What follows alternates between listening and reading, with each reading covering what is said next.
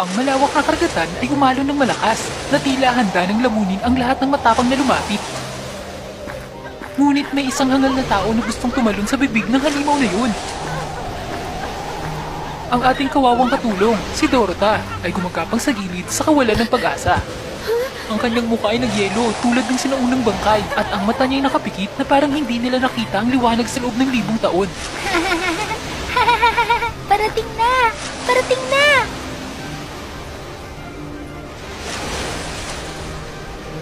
At ilang hakbang na lang, tuluyan ng mahihiga ang kawawang dalaga sa bisig ng dagat. Ang kakilakilabot ng mga bagay na nangyari kay Dorota ay isang trahedya na siya rin ang may kasalanan. Siya ang pinakasikat na dalaga sa kaharian. Napakatalino at mabait.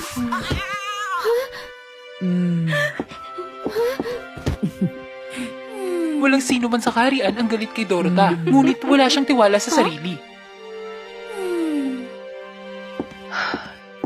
Hiyang-hiya si Dorota nang makilala niya si Prinsipe Jack.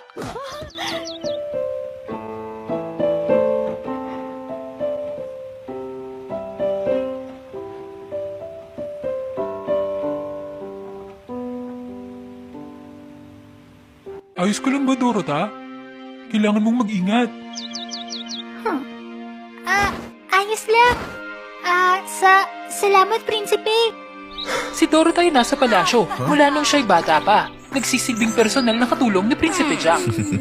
Dahil walang gaanong kaibigan si Prinsipe Jack, nakaedad niya, mabilis niyang naging malapit na kaibigan si Dorota. Unti-unti, nagkaroon ng damdamin si Dorota para kay Prinsipe Jack. Si Jack ay isang pambihirang prinsipe. Gwapo siya, talentado, at halos walang babaeng makakatanggi sa karisma niya. Ngunit masyadong abala si Jack sa mga gawain ng bansa at pagsasanay, kaya wala siyang pakialam sa pag-ibig. Si Dorota ay nainggit. Akala niya ay hindi karapat-dapat sa prinsipe ang kanyang ordinaryong itsura at pagiging katulong, kaya naman hindi niya ipinagtapat ang damdamin niya. Sa isang pangangaso, si Prinsipe Jack ay dumanas ng biglaang aksidente. Naiwan siyang malubhang na sugatan at nangihina. At kinakailangang humiga sa kama para gumaling. Noong una, maraming katulong ang nag-aasikaso sa prinsipe.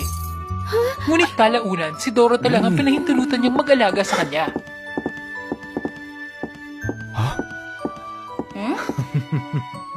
Ito ang paborito kong ulam at ikaw lang nakakintindi sa akin, Dorota. Sa oras ng pagpapagaling, naglaan si Dorota ng maraming oras sa tabi ng prinsipe. Lalo siyang nahulog kay Jack sa bawat araw. Ngunit ang prinsipe ay wala pa ring alintana. Hey! Sinong babaeng yun na araw-araw pumupunta sa hardin? Siya po si Katrina, anak ng general. Madalas siyang nandito para humanga sa tanawin. Oo, naalala ko. Wow! Ang ganda niya talaga. Di ba, Dorota? Habang nagpapagaling si Jack, lalo siyang naakit kay Katrina. Si Katrina ay napakagandang babae. Mas perpekto kaysa sa prinsipe.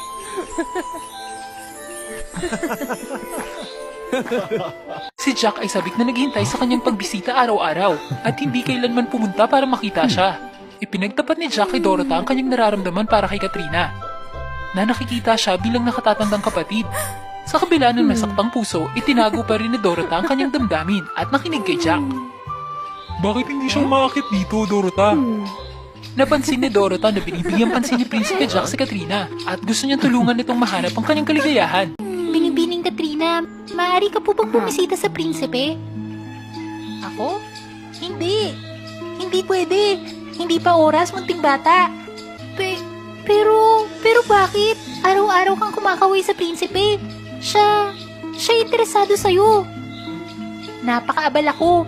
Kailangan ko munang asikasuhin ng ibang lalaki. Walang magawa si Dorota, ngunit nakaisip siya ng ibang ideya. Sumulat siya ng mga liham sa pangalan ni Katrina. At nagpanggap na si Katrina ang nagsabi sa kanyang ipadala ito kay Prinsipe Jack. At talagang nagustuhan ni Prinsipe Jack ang mga sulat na yun. Ang nakasulat sa liham ay talagang damdamin ni Dorota. Unti-unting nahulog ang loob ng prinsipe sa taong nasa sulat, na inakala niyang si Katrina. Nang determinado si Prinsipe Jack na makipagkita kay Katrina, may nangyaring hindi inaasahan.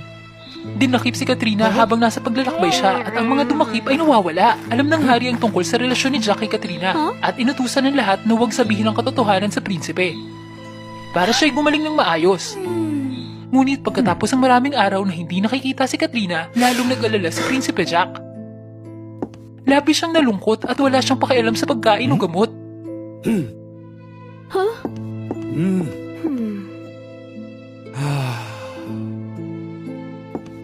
Natutulungan lang ni Dorota ang prinsipe na manatiling kalmado sa mga gawa-gawang liham.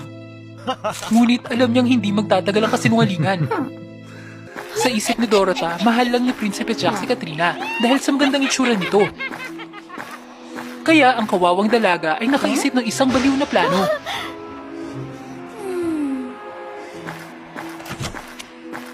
Pinuntahan ni Dorota si Black, isang matalinong salamangkero na iligal na nagtatrabaho sa itim na tindahan.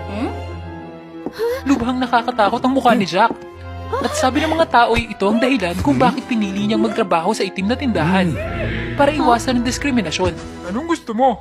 Nakiusap si Dorota kay Black na baguhin ang kanyang mukha para maging kamukha ni Katrina. Para makasama niya si Prinsipe Jack at matulungan siyang maging masaya. Hindi! Kalukuhan ng pag-ibig. Gusto mo isakripisyo ang mukha mo para dito? Duwag ka para magsalita para sa sarili mo. Isa kang hangal! Pero kung hindi ko makikilala si Katrina, natatakot ako na magdusa at mamatay si Prinsipe Jack. Eh kung ang mga mata mo at hindi mo na makikita ang gwapong mukha ng prinsipe. Tinatanggap ko at mahal ko siya kung sino siya, hindi lang sa itsura. Tila naantigan sa lamangkero na si Black sa determinasyon ni Dorota. Sa wakas, pumayag siya sa kanyang kahilingan.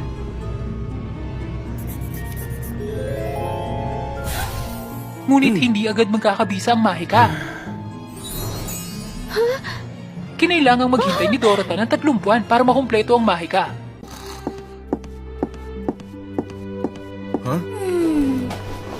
Anong nangyari sa'yo, Dorota? Ayos lang ako, kamahalan. Ako'y nadapa lang. Gagaling din ako agad. Pero sa loob ng 3 buwan, aalis na ako dito, kamahalan. Nagulat si Prinsipe Jack nang subukan niyang tanungin si Dorota tungkol sa isang bagay. Ngunit lagi siyang tahimik sa tuwing binabanggit ito. Dahil dito, naghinala siya at sinimulan niyang obserbahan ng maigi si Dorota. Ito ang dahilan kaya't unti-unti niyang nakita kung gaano siya kabait at maalaga sa kanya.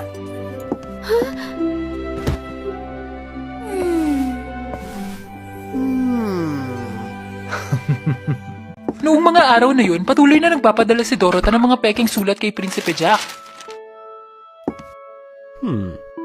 Nagsimulang gumaling si Prinsipe Jack at naging mas matulungin at malakas. Dahil sa mga sulat, sinabi rin ni Katrina ang kanyang pagbabalik matapos ng 3 buwan.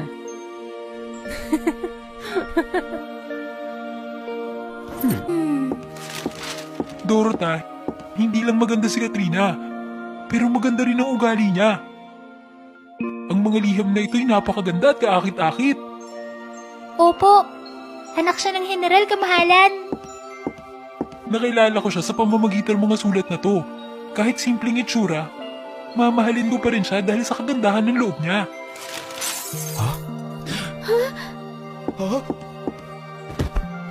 Ayos lang bang lahat sa'yo, Dorota? Hindi, hindi. Kasalanan ko, kamahalan. Patawad. Natagpuan ni Prinsipe Jack na kakaiba ang ugali ni Dorota. Bigla niyang napagtanto na ang pagbabalik ni Katrina ay kasabay ng pag-alis ni Dorota. Nagsimula siyang maghinala at mag-imbestiga. Ano dapat kong gawin ngayon? Mali bang desisyon ko? Hindi naman. Ang kamahalan ay marangal at ang kagandahan ni Katrina lang ang nararapat sa kanya. Tila walang kamalay-malay si Dorota sa katalinuhan ng prinsipe at nagpatuloy sa maling landas. Samantala, masusing sinuri ni Prinsipe Jack ang mga liham na dinala sa kanya ni Dorota. Bakit parang si Dorota ang bahagi ng usaping ito? Bakit hindi ko ito napansin? Maraming beses kong binasa ang sulat noon. Pagkatapos ay nagpa siyang prinsipe na kumpirmahin ang kanyang mga hinala. Nagpadala na naman ng sulat si Binibining Katrina, kamahalan. Maayos na bang pakiramdam mo, kamahalan? Ako? Ayos lang ako. Isa pang sulat? Pwede mo bang basahin ito para sa akin?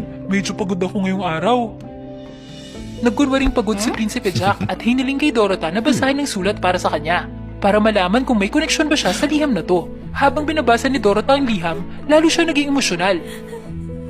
Na para bang ang nakasulat sa liham ay kanyang sariling damdamin para kay Jack. Si Dorota ang sumulat ng mga liham na to. Nasa tabi ko lang siya. At hindi ko na malayan. Sandali, Dorota! Ikaw ba ang sumulat ng mga liham na to? Hindi. Paano yun? Hindi po. Mga sulat yun ni Katrina, kamahalan. Ikaw yun, Dorota! Bakit ka nagsisinungaling sa akin? Mahal ko ang taong nasa liham na to. Ikaw yun, Dorota! Ngunit ang ating prinsipe, hindi niya mahuhulaan ang magiging reaksyon ng kawawang dalaga. Hindi pwede. Hindi! Anong problema, Dorota? Tumigil ka na pakiusap! Agad na tumayo si Prinsipe Jack at sinubukang habulin si Dorota. Pero dahil mahina pa ang katawan niya, agad siyang nawala sa paningin nito. Napagtanto ni Dorota kung gaano kalubha ang kanyang pagkakamali. Tumakbo siya diretso sa bahay ng salamangkerong si Black. Umaasang maililigtas sa sarili bago mahuli ang lahat. Ano naman ngayon? Nagmamakaawa ako sa'yo. Pakiusap, alisin ang sumpa. Pakiusap, nagmamakaawa ako. Ikinwento ni Dorota ang lahat. Sinubukang mga tuwiran kay Black. Hindi pwede! Pwede bang masira ang kasunduang to? Hindi pwedeng mangyari to. Hindi! Pero huli na, anong mang gawin, hindi masisira ni Dorota ang kasunduan ng makapangyarihang salamangkero. Dumating ng oras at kinuha ng masamang mangkukulam ang pagkatao at mata ni Dorota. Hindi! Napakasakit! Sobrang init! Oh, ang mukha ko! Ang mukha ko! Hindi! Ang mukha ko! Oh, bakit ang dilim? Napakadilim! Walang makita! Naku! Nasaan ang mga mata ko? Ang aking mga mata! Hindi mo naaalala ang kasunduan? Ang mata. Ang iyong mga mata. Kapalit ng mukhang ito. Tama, ang kasunduan. Ako ang may gusto nito. Oo, tama. Ako yun. Desperado at nabaliw ang dalaga. Nawawala ang kanyang mga mata, ang kanyang pagkakakilanlan, at ang kanyang pagmamahal. Hindi alam ni Dorota kung ano ang gagawin ngayon. Kasunod ng halimuyak ng asin na dala ng hangin, napadpad si Dorota sa mabatong pampang. At tayo'y bumalik sa simula ng trahedya ng kwentong ito. Parating na! Parating na!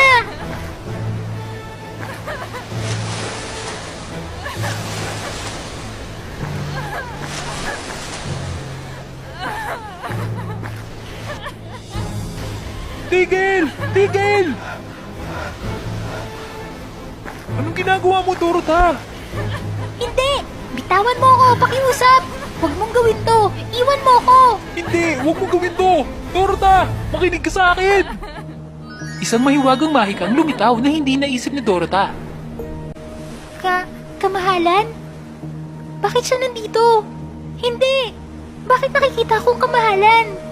Sa nakikita mo, hindi nagbago ang mukha ni Dorota kahit isang linya. Kumusta? Nagulat ka ba, munting bata?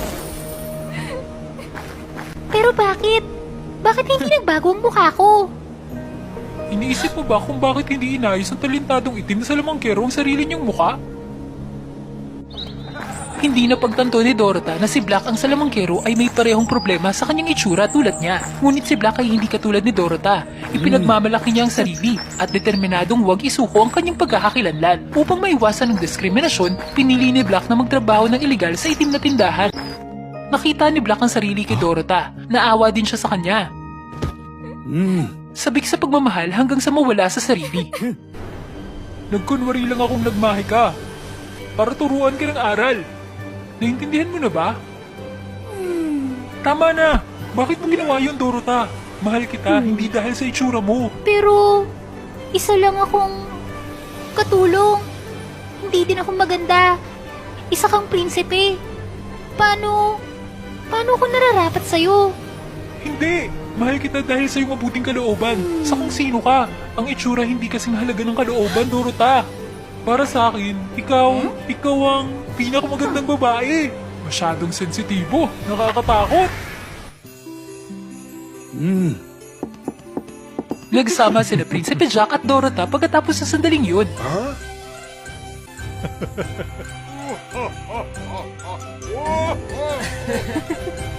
Mula noon, naniwala si Dorota sa kanyang sarili.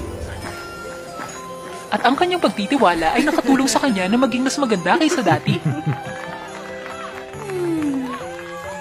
At si Dorota ang gumawa ng pagbabago sa itim na salamangkero. Hindi na siya nagtrabaho sa itim na tindahan at nagsimulang makipag-usap sa mga tao kung patunayan ang tunay na kalooban sa likod ng nakakatakot na itsura niya.